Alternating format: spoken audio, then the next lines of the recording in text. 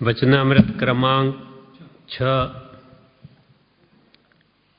उपयोग ત્યાં ધર્મ છે તેનું શીર્ષક કૃપાલદેવે 6મા ક્રમાંક એક લખેલું છે ઉપયોગ ત્યાં ધર્મ છે।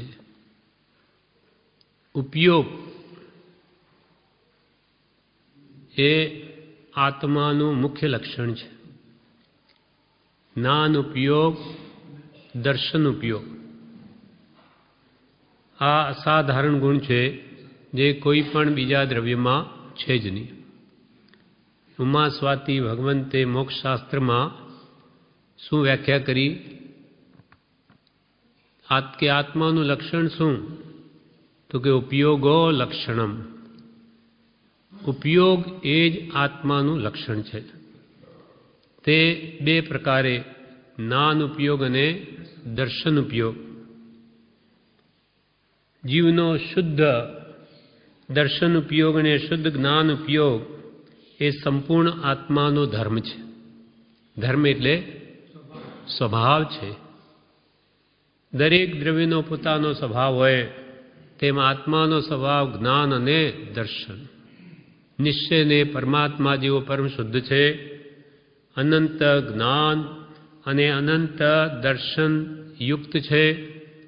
પણ આજે આપણો આત્મા કર્મને આધીન હોવાથી નાના વર્ણીય જ્ઞાન ઉપર આવરણ આવી ગયું, દર્શના વર્ણીય દર્શન ઉપર પણ આવરણ આવેલું છે અને મોહનીય કર્મના ઉદયથી આત્માનું અનંત સુખ તે પણ આવરિત છે, ઢંકાયેલું છે।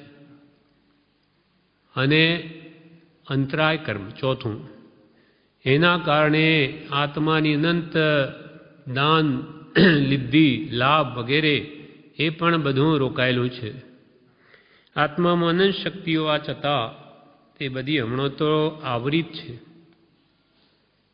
જેમ સૂર્ય આપણને દેખાય પણ વાદળા આડા આવવાથી દેખાય નહીં, પણ સૂર્ય તો છે આપણને ખબર, તેમાં આત્મામાં અનંત શક્તિ તો છે પણ કર્મને આધીન તે બહાર આવી શકતી નથી।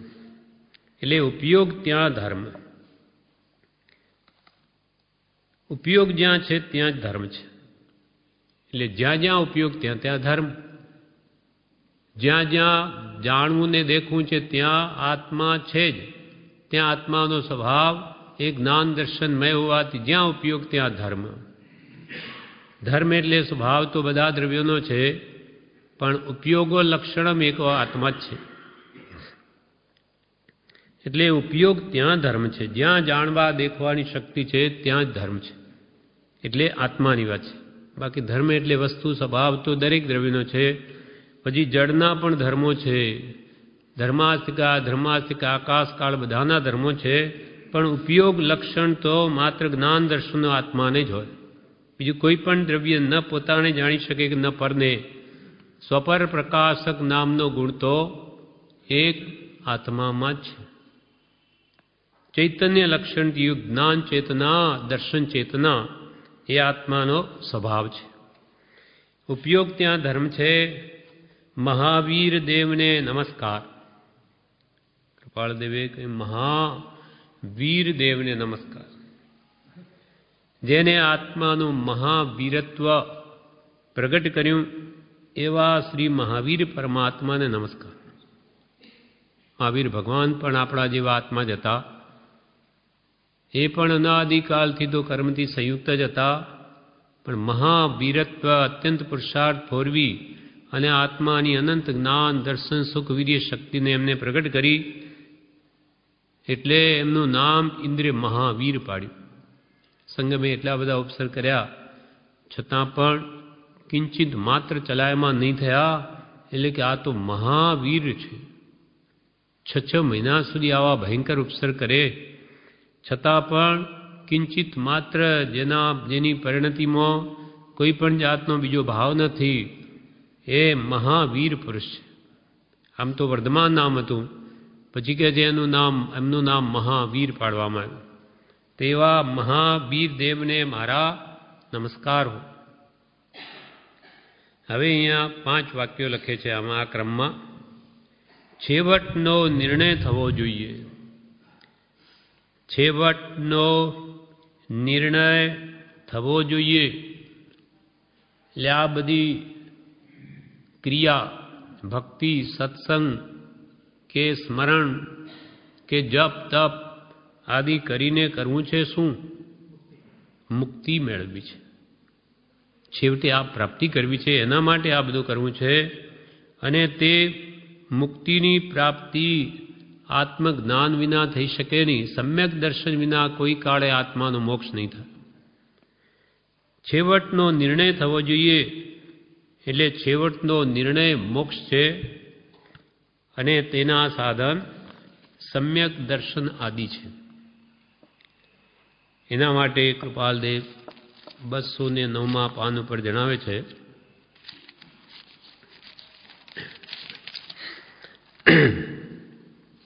કે શ્રીજીન પત્રાંક 102 કહે, શ્રીજીન સમ્યક દર્શન જ્ઞાન અને ચારિત્રને મુક્તિનું કારણ કહે છે. મુક્તિ મેળવી આપણો ધ્યેય છે, એ આપણો અંતિમ નિર્ણય છે. કેમ કે મુક્તિ એકવાર મળ્યા પછી કોઈ કાળે એને ફરી જન્મ મરણ જ ન હોય. અનંત કાળમાં કોઈ કાળે ફરી આવવા પણ ન હોય. ત્રિવિધ તાપાગ્નિ પણ શાંત થઈ જાય, એને પછી કોઈ જાતના દુઃખ ન હોય. એટલે સર્વધર્મમાં મુક્તિને શ્રેષ્ઠ કહી છે. અને એ મુક્તિ આ રત્નત્રયની પ્રાપ્તિ વગર થતી નથી. એટલે કૃપાલ કે શ્રી જીનેશ્વર ભગવંતે કેવળનાંતિ જોઈને કહ્યું, અનુભવીને કહ્યું કે સમ્યક દર્શન, સમ્યક જ્ઞાન અને સમ્યક ચારિત્રને મુક્તિનું કારણ શ્રી જીનેશ્વર કહે છે. અતએવ જે મુક્તિની ઈચ્છા કરે છે તે સમ્યક દર્શન જ્ઞાન ચારિત્રને જ મોક્ષનું સાધન કહે છે. એટલે કે જે મુક્તિની ઈચ્છા કરે તે તો આ રત્નત્રયને જ ઈચ્છે અને એને જ મોક્ષનું સાધન કહે. મોક્ષના સાધન જે સમ્યક દર્શનાદિક છે તેમાં ધ્યાન ગર્ભિત છે. તે કારણ ધ્યાનનો ઉપદેશ હવે પ્રગટ કરતા કહે છે કે હે આત્મન, તો સંસાર દુઃખના વિનાશ અર્થે જ્ઞાનરૂપી સુધારસને પી અને સંસાર સમુદ્ર પાર ઉતરવા માટે ધ્યાનરૂપ વહાણનું અવલંબન કર. મોક્ષના સાધન શું? સમ્યક દર્શન જ્ઞાનાદિક એટલે રત્નત્રય, સમ્યક દર્શન, સમ્યક જ્ઞાન ને સમ્યક ચારિત્ર. તેમાં ધ્યાન ગર્ભિત છે. સમકિત આવ્યે જ યથાર્થ ધ્યાન થાય અને ચારિત્રમાં જેમ જેમ ઉપશમ ક્ષોપશમ કે ક્ષય થાય તેમ તેમ ચિત્તની સ્થિરતા થઈને આત્માનું ધ્યાન થાય છે. તો એ સમ્યક દર્શનના દિક જે રત્નત્રય છે એમાં ધ્યાન ગર્ભિત છે. કેમ કે સમ્યક ચારિત્ર પણ એમાં જ આવી ગયું. તે કારણ ધ્યાનનો ઉપદેશ હવે પ્રગટ કરતા કહે છે શ્રીજીન કે હે આત્મન, હે આત્મા, તું સંસાર દુઃખના વિનાશ અર્થે જ્ઞાનરૂપી સુધારસને પી. એટલે હે આત્મા, હે ભવ્યાત્મા, હે આત્માર્થી, જો તારે સંસાર દુઃખનો અવશ્ય નાશ કરવો હોય તો તું સમ્યક જ્ઞાનરૂપ સુધા રસને પી. એટલે ભગવંતે જે કંઈ તત્વનો ઉપદેશ આપ્યો તે સમજ. પી એટલે વારંવાર એનું ઘોલન કર. પી જા, એ ભાવને અંદરમાં ઉતાર. સમ્યક જ્ઞાનને જાણી શ્રદ્ધીને તે પ્રમાણે વર્ત. પીવું, આપણે ગ્લાસ હાથમાં લીધો પણ પીધો નહીં, પીએ ત્યારે પેટમાં જાય. તેમ કે હવે સુધાર સમૃદ્ધરૂપી રસ જે જ્ઞાનમાં ભગવંતે કહ્યો છે એ જ્ઞાનને તું જાણ. જાણ પછી માન પછી તે પ્રમાણે જ વર્ત. તો તું આત્માનો જે અનંત સુધારસ તો એના આગળ કંઈ નથી, અમૃત, એના કરતો અનંત ગણું સુખ જે આત્મામાં છે તે તને અનુભવમાં આવશે. માટે હે આત્મન, તને જો સંસાર દુઃખ નાશ કરવાની ભાવના હોય તો સમ્યક જ્ઞાનરૂપી સુધારસને પી અને સંસાર સમુદ્ર પાર ઉતરવા માટે ધ્યાનરૂપી વહાણનું અવલંબન કર. સંસારરૂપી સમુદ્ર જે બહુ દુઃખથી ભરેલો છે જેમ સમુદ્રમાં આપણે નજર નાખીએ તો બધે પાણી પાણી પાણી દેખાય, તેમાં સંસારમાં જ્યાં જુઓ ત્યાં દુઃખ દુઃખ ને દુઃખ જ છે. એવા દુઃખરૂપી સંસાર સમુદ્રથી પાર ઉતરવા માટે તું ધ્યાનરૂપ વહાણનું અવલંબન કર, આત્મધ્યાન. હવે આત્મધ્યાન જે શીઘ્ર મુક્તિનું કારણ છે, પણ એ તો આત્મા જાણ્યો નથી, સમ્યક દર્શન થયું નથી, તો કોનું ધ્યાન કરીએ? આ નિશ્ચય ચારિત્રમાં જ્યારે સ્થિરતા થાય, સ્વરૂપમાં રમણતા થાય, ત્યારે આત્મધ્યાન થાય. તો આપણા માટે હવે શું? વચનરૂપ ધ્યાન, એનું ચિંતન અને જ્ઞાનરૂપી સુધારસનું પાન, એટલે સત્પુરુષના વચનોને એકાગ્ર થઈ જગતને ભૂલી અને એનો સ્વાધ્યાય કરવો, પીવું, એટલે કે એને વાંચવા અને ધ્યાન એકાગ્રતા કરીને વિચારવા, અંતરમાં ઉતારવા. તો કે છે કાળે કરીને આત્મજ્ઞાનની પ્રાપ્તિ થશે અને એ મોક્ષનું કારણ અવશ્ય થશે. એટલે છેવટનો નિર્ણય થવો જોઈએ. જે મોક્ષ પ્રાપ્તિ છે એના વિશે વળી 450 પેજમાં કૃપાલ લખે છે.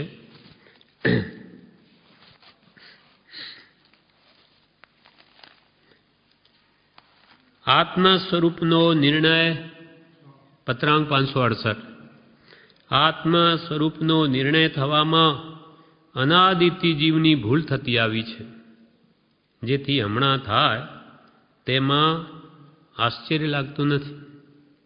અનાદિકાળથી આત્મ સ્વરૂપનો નિર્ણય હજુ સુધી થયો નથી અને એમાં અનાદિકાળથી કૃપાલ કે જીવની ભૂલ જ થતી આવી છે. તે ભૂલ હમણાં ન થાય. હમણાં પણ જાગૃતિ ન રાખે, યથાર્થ તત્વને સમજીને તે પ્રમાણે ન વર્તે તો હમણાં ભૂલ થાય.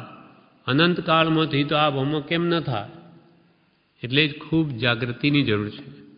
આત્મ સ્વરૂપનો નિર્ણય થવામાં અનાદિથી જીવની ભૂલ થતી આવી છે. જેથી હમણાં થાય તેમાં આશ્ચર્ય લાગતું નથી. સર્વ ક્લેશથી ને સર્વ દુઃખથી મુક્ત થવાનો ઉપાય એક આત્મજ્ઞાન છે. સર્વ ક્લેશથી ને સર્વ દુઃખથી મુક્ત થવાનો આત્મજ્ઞાન સિવાય બીજો કોઈ ઉપાય નથી. સદવિચાર વિના આત્મજ્ઞાન થાય નહીં અને અસત્સંગ અસત પ્રસંગથી જીવનું વિચાર બળ પ્રવર્તું નથી. એમાં કિંચિત માત્ર સંશય નથી. કૃપાલ દે કે ભૂલ તો થતી આવી, પણ હવે એ ભૂલને ટાળવી હોય તો આત્મજ્ઞાન કરો અને સર્વ ક્લેશ અને સર્વ દુઃખથી મુક્ત થવાનો આત્મસ્નાન સિવાય તો બીજો કોઈ ઉપાય જ નથી. હવે આત્મજ્ઞાનની પ્રાપ્તિ કેમ થાય? તો કે સદવિચાર વિના આત્મજ્ઞાન થાય નહીં. સદવિચાર, વિચાર તો બધા રોજે કરીએ છીએ. સત આત્મા સંબંધીના વિચાર, હા, અથવા આત્મજ્ઞાન પ્રગટાવે કે સત એટલે આત્મા શું છે, કેવી રીતે છે, એની પ્રાપ્તિ કેમ થાય, અને હું આત્મા છું એને પણ કેવી રીતે જાણું. એ સદવિચાર વિના આત્મજ્ઞાન થાય નહીં. અને એ સદવિચાર કેમ આવતા નથી? તો કે અસત્સંગ ને અસત પ્રસંગથી જીવનું વિચાર બળ પ્રવર્તું નથી. અસત્સંગનો ઘેરાવો વિશેષ છે. જગતના બધા મોહના પ્રબળ નિમિત્તો છે અને અસત્સંગ સત્પુરુષનો સમાગમી નથી કે જ્ઞાનીના આશ્રિતનો કે એના વચનોનો, અને જે કંઈ જગતમાં પ્રસંગ બની રહ્યા છે તે પણ બધા અસત છે. મિથ્યાત્વને જ પોષે, સંસાર જ વધારે, એવા હોવાથી એના આત્માનું વિચાર બળ જ પ્રવર્તું નથી. એમાં કૃપાલ કિંચિત માત્ર શંકાને સ્થાન નથી. છેવટનો નિર્ણય થવો જોઈએ, પણ એના માટે સત્પુરુષના વચનોને જે વિચારે નહીં તો કોઈ કાળે એને મોક્ષ પ્રત્યે રુચિ જ ઉત્પન્ન ન થાય. તો આગળ ક્યાંથી વધે? 596માં પત્રમાં વાત કરે છે.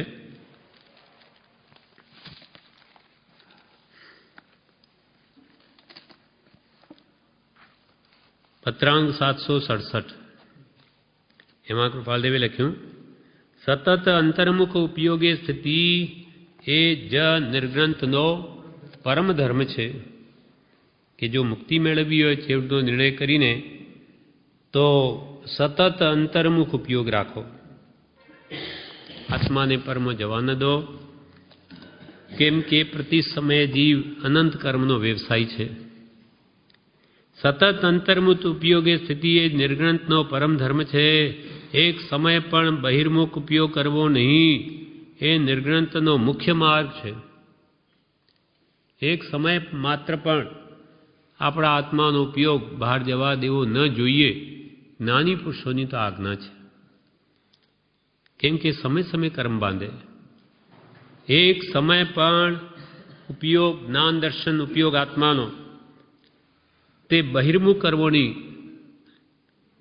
બહાર જવા દેવો નહીં. એ નિર્ગ્રંથનો મુખ્ય માર્ગ છે, પણ તે સંયમાર્થે દેહાદિ સાધન છે. તેના નિર્વાહને અર્થે સહજ પણ પ્રવૃત્તિ થવા યોગ્ય છે. પણ મેં સંયમ પાળવો છે મુનિઓને, સતત અંતર્મુખ ઉપયોગ રાખવો, તો એના માટે આ દેહ તો સાધન છે. એટલે દેહને ટકાવવા માટે પણ એને પ્રવૃત્તિ તો કરવી પડે મુનિઓને પણ. તે કંઈ પણ તેવી પ્રવૃત્તિ કરતા ઉપયોગ બહિર્મુખ થવાનું નિમિત્ત છે. તેથી તે પ્રવૃત્તિ અંતર્મુખ ઉપયોગ પ્રત્યે રહ્યા કરે એવા પ્રકારમાં ગ્રહણ કરાવી છે. એટલે એવી રીતે પ્રવૃત્તિ કરવી એમ જ્ઞાની યોજના કરી કે પ્રવૃત્તિ કરતા છતાં પણ એનો ઉપયોગ અંતર્મુખ રહે. કેવળ અને સહજ અંતર્મુખ ઉપયોગ તો મુખ્યતઃ કેવળ ભૂમિકા નામે 13મે ગુણસ્થાન કે હોય છે. કૃપાલદેવે કહ્યું ને કે સતત અંતર્મુખ ઉપયોગ એ સ્થિતિ એ તો મુનિઓનો પરમ ધર્મ. પણ હવે એ તો કે કેવળ જ્ઞાની હોય એનો ઉપયોગ સહેજે સતત અંતર્મુખ રહી શકે. બાકી મુનિઓને તો સંયમને અર્થે આ દેહ છે, દેહ માટે ખાવું, પીવું, લેવું, મૂકવું, દેવું, હાલવું, ચાલવું બધું કરવું પડે. તો પછી કેવી રીતે અંતર્મુખ ઉપયોગ રહે તે કહે છે. કેવળ અને સહજ અંતર્મુખ ઉપયોગ તો મુખ્યતઃ એ કેવળ ભૂમિકા નામે 13મે ગુણસ્થાન કે હોય છે. અને નિર્મળ વિચારધારાના બલવાનપણા સહિત અંતર્મુખ ઉપયોગ 7મે ગુણસ્થાન કે હોય છે. છઠ્ઠે મુનિપણું, 7મી આત્મધ્યાન અવસ્થા. મુનિઓ જ્યારે આત્મધ્યાનમાં મગ્ન હોય ત્યારે એમની વિચારની નિર્મળતા બળવાન હોય છે. તેથી અંતર્મુખ ઉપયોગ 7મે હોય છે. પણ પ્રમાદથી તે ઉપયોગ સ્ખલિત થાય છે. 7મેથી પાછા છઠ્ઠે આવી જાય અને કંઈક વિશેષ અંશમાં સ્ખલિત થાય તો વિશેષ બહિર્મુખ ઉપયોગ થઈ ભાવ અસંયમપણે ઉપયોગની પ્રવૃત્તિ થાય છે. જો વિશેષ જાગૃતિ ત્યાં ન રાખે એટલે સ્વાધ્યાયના બળે ફરી બળ પ્રગટાવીને 7મે આત્મધ્યાનમાં ન જાય તો 5મે ચોથે એથી પણ નીચે આવી જાય, સ્ખલિત થાય અને ભાવ અસંયમપણે ઉપયોગની પ્રવૃત્તિ થઈ જાય. તે ન થવા દેવાને અને દેહાદિ સાધનના નિર્વાહની પ્રવૃત્તિ પણ ન છોડી શકાય એવી હોવાથી તે પ્રવૃત્તિ અંતર્મુખ ઉપયોગી થઈ શકે એવી અદ્ભુત સંકલ્પનાથી ઉપદેશી છે, જેને 5 સમિતિ કહેવાય છે. એટલે જ્ઞાની પુરુષોએ એવી યોજના કરી કે શરીર માટેની બધી પ્રવૃત્તિ પણ થઈ શકે અને એનો ઉપયોગ પણ અંતર્મુખ રહી શકે એવી અદ્ભુત સંકલ્પનાથી ભગવાન તીર્થંકરોએ એક ઉપાય યોજ્યો છે. તેને 5 સમિતિ કહેવાય છે.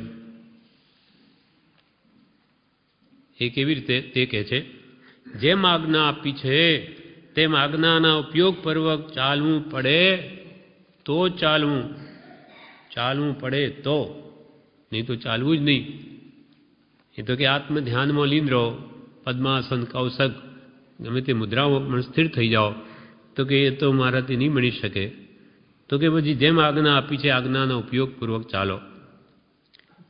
એટલે કે ઇરિયા સમિતિપૂર્વક ચાલો. ચાલવું પડે તો એ આગળ 2 ડગલા જોઈને ચાલો કે જેથી કોઈ જીવની હિંસા ન થઈ જાય. અહીંયા જ્યાં ઉપયોગ જાગ્રત છે ત્યાં કર્મબંધન નથી.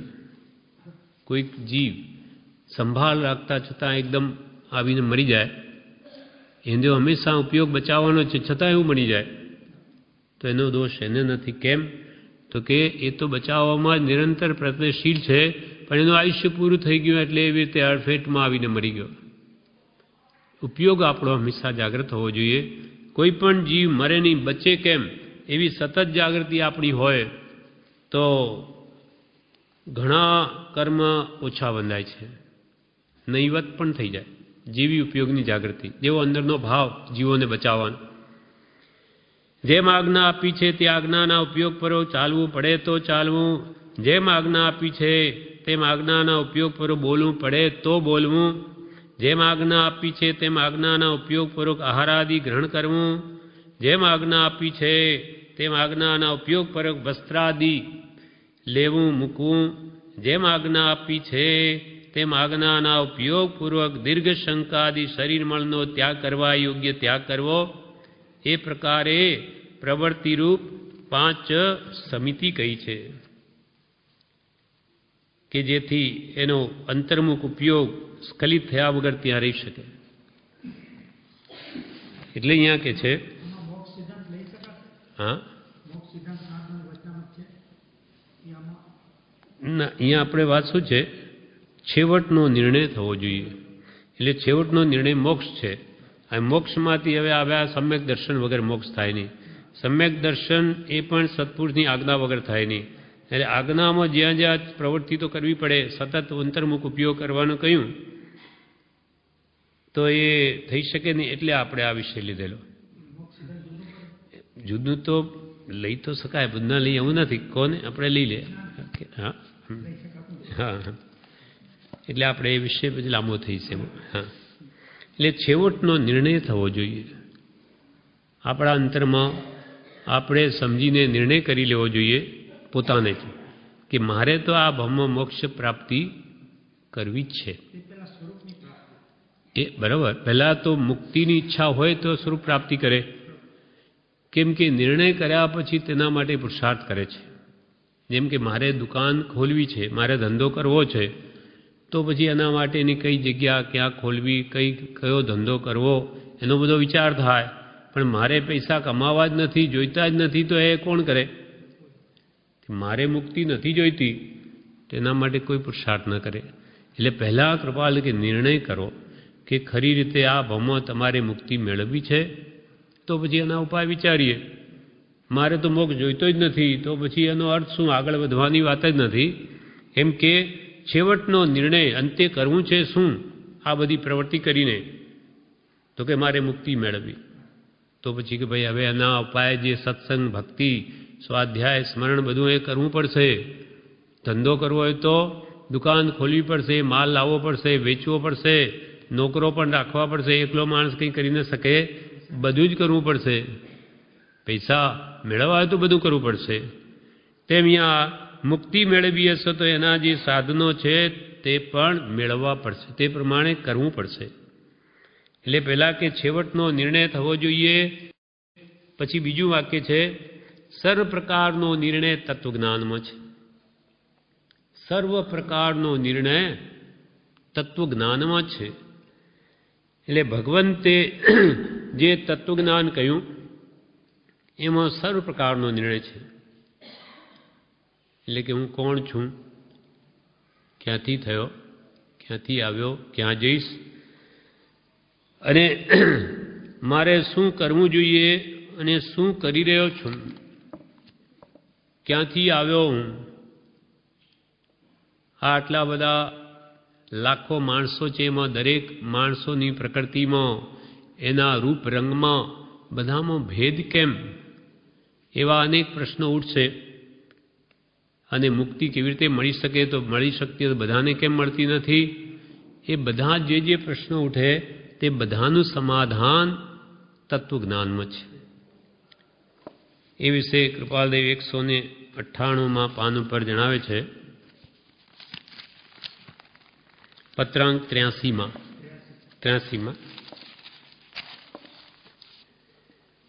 તત્વજ્ઞાનની ઊંડી ગુફાનું દર્શન કરવા જઈએ તો ત્યાં નૈપથ્યમાંથી એવો ધ્વનિ જ નીકળશે કે તમે કોણ છો, ક્યાંથી આવ્યા છો, કેમ આવ્યા છો.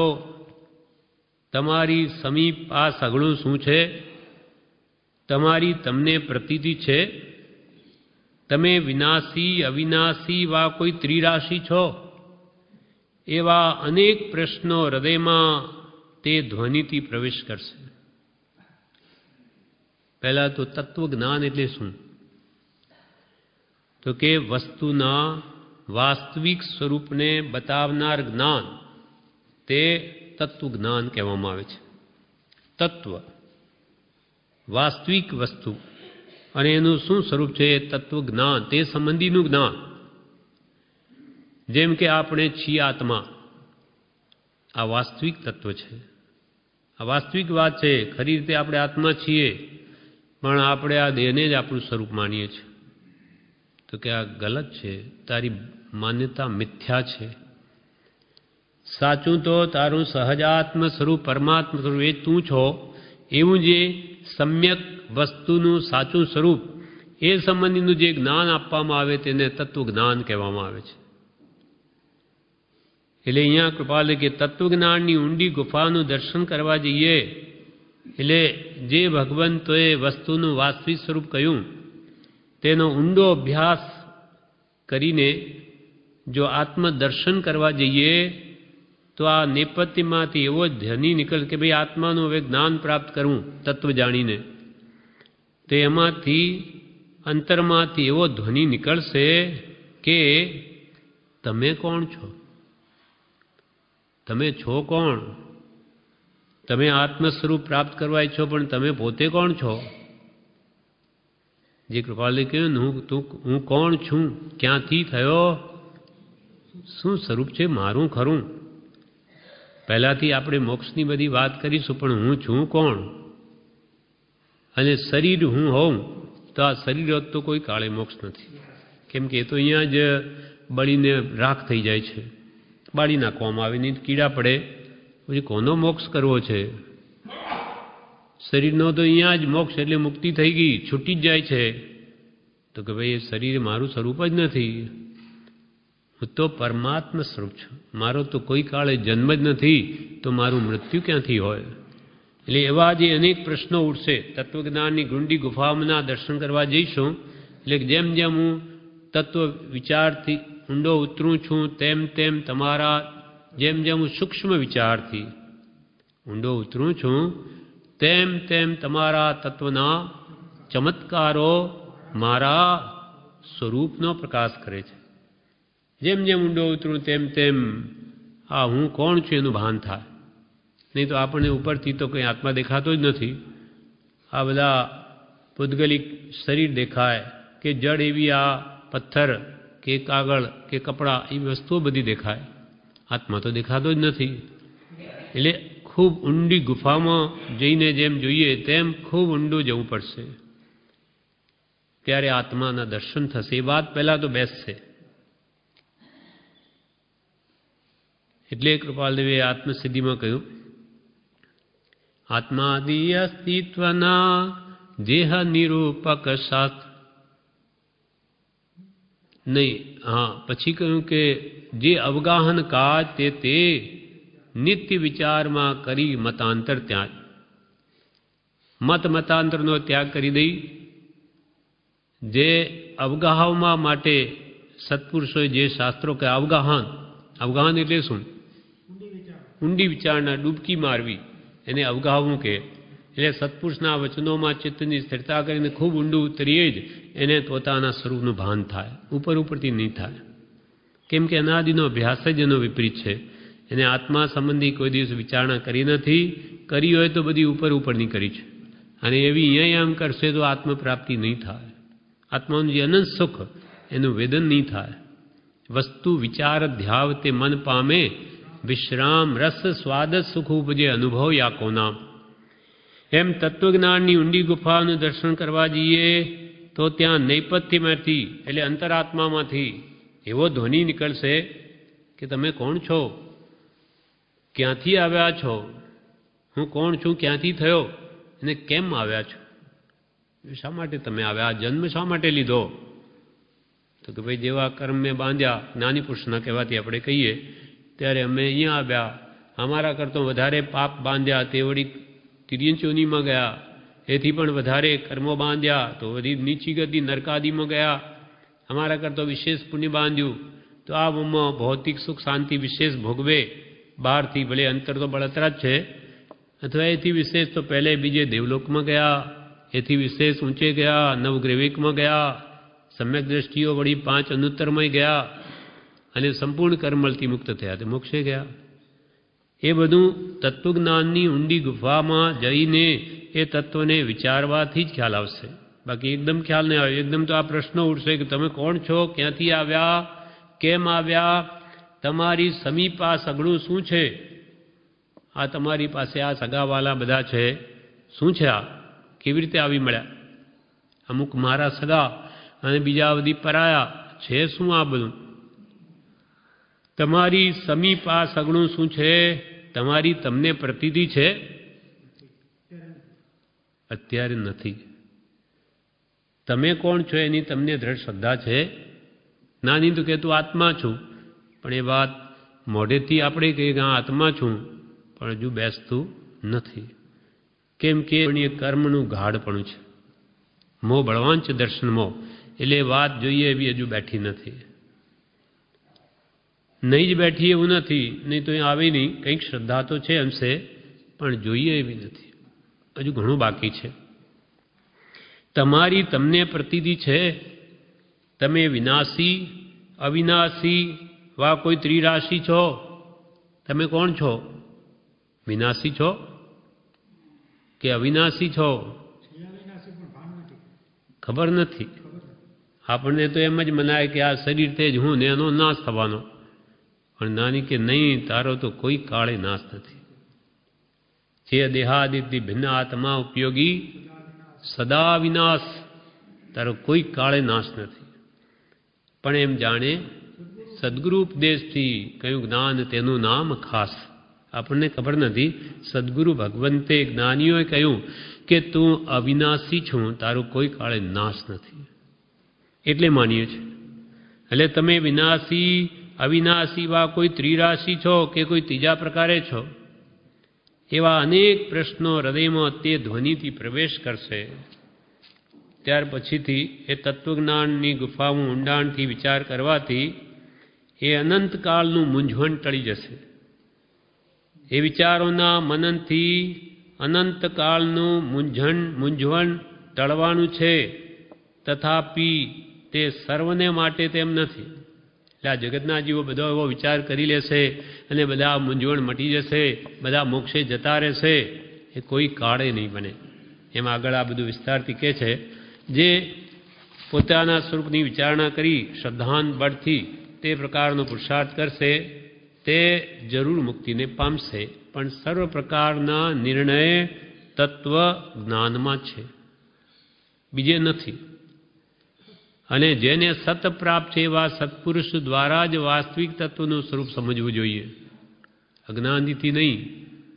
જેને ખરેખર આત્માનો અનુભવ છે, દેહથી ભિન્ન આત્માનો, જે પોતાના સ્વરૂપમાં નિષ્દિન રમે, એની વાણી દ્વારા જ નિર્ણય કરવો. સત્પુરુષે કહ્યું તેમ માનીને, ગમે તેના કહેવાથી નહીં. તો આટલા બધા મત પક્ષો ભેદ ચાલે છે.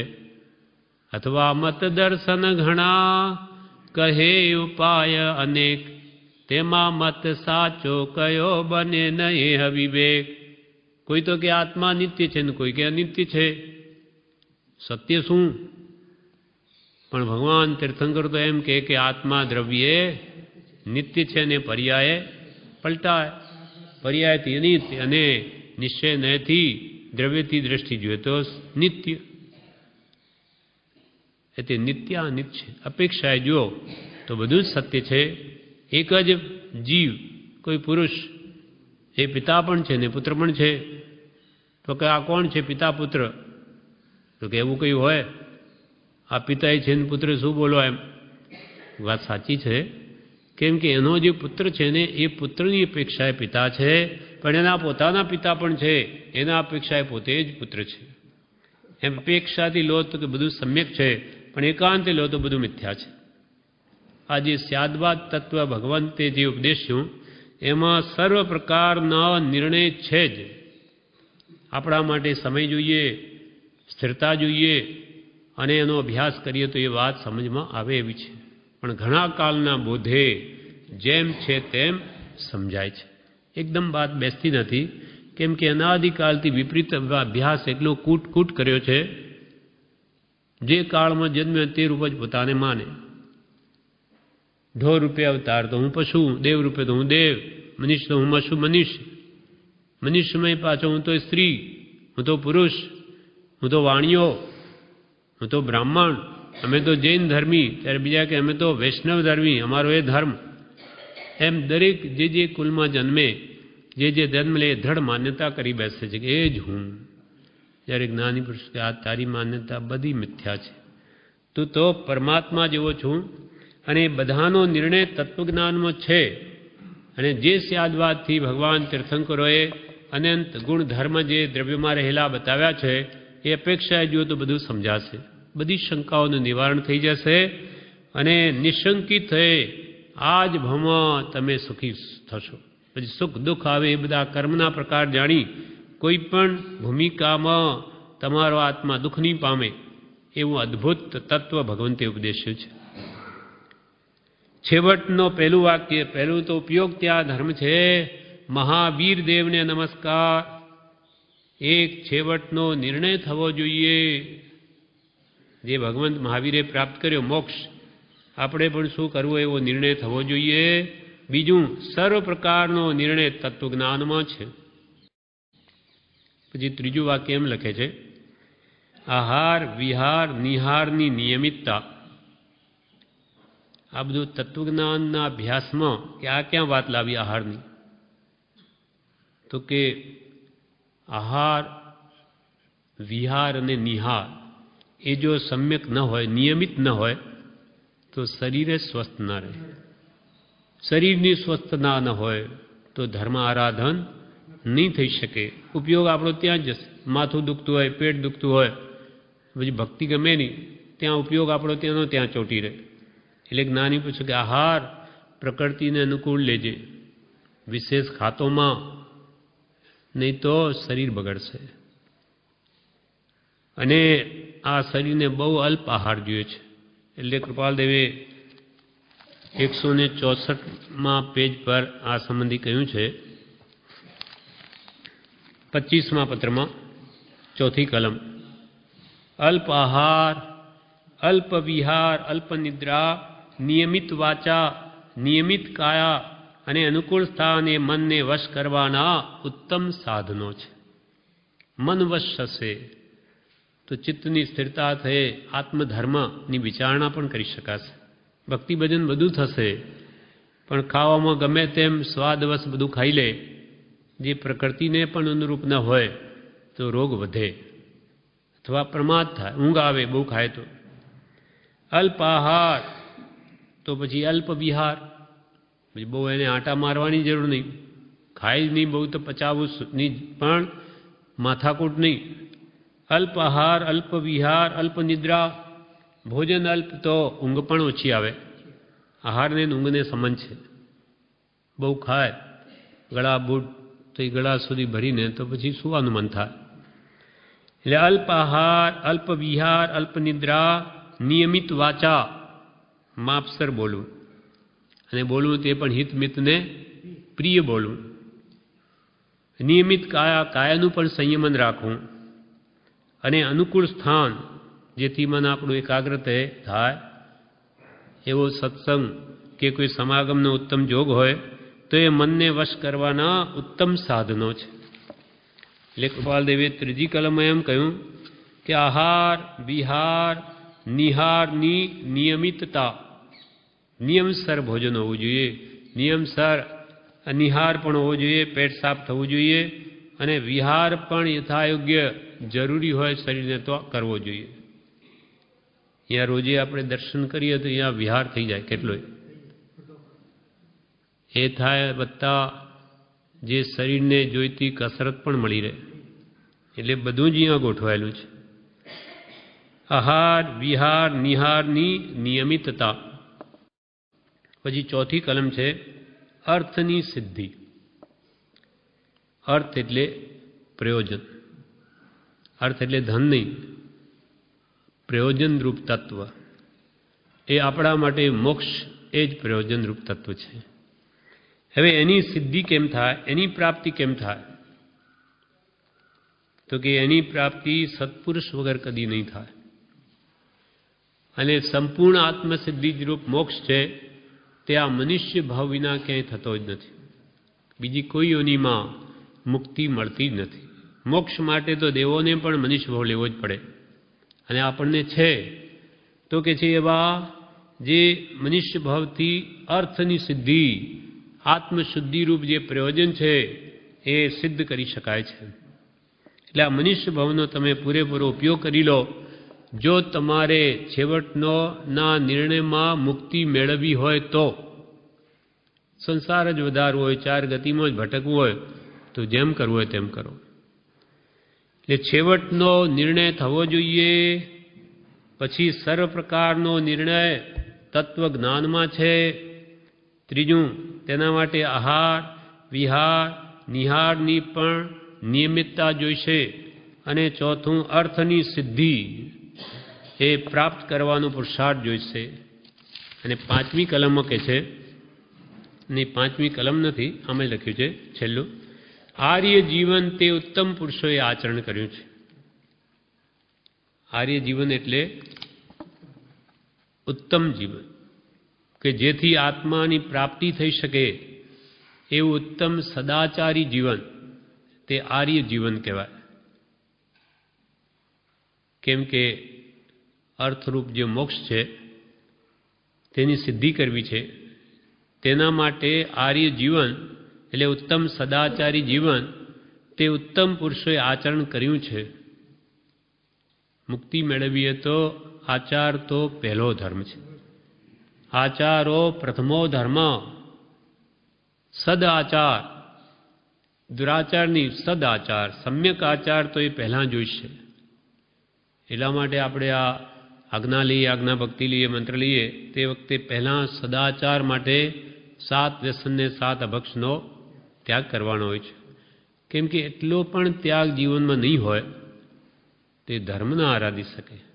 એની ચિત્તવૃત્તિ જ ઠેકાણે નહીં રહે, એ શું ધર્મ કરવાનો? એટલે પહેલાં નરકના દ્વારરૂપ 7 વ્યસન એનો આપણને ત્યાગ કરાવે. પહેલાં એના પ્રતિજ્ઞા લો. પછી 7 ભક્ષ જે જીવ હિંસાના પ્રબળ કારણો એને પણ રોક્યા. ત્યાર પછી કંદમૂળ આદિનો નંબર આવે. એ પણ બધા શા માટે છોડાવે? કે જેથી આત્મા નવા કર્મ ન બાંધે, કર્મથી ભારે ન થાય.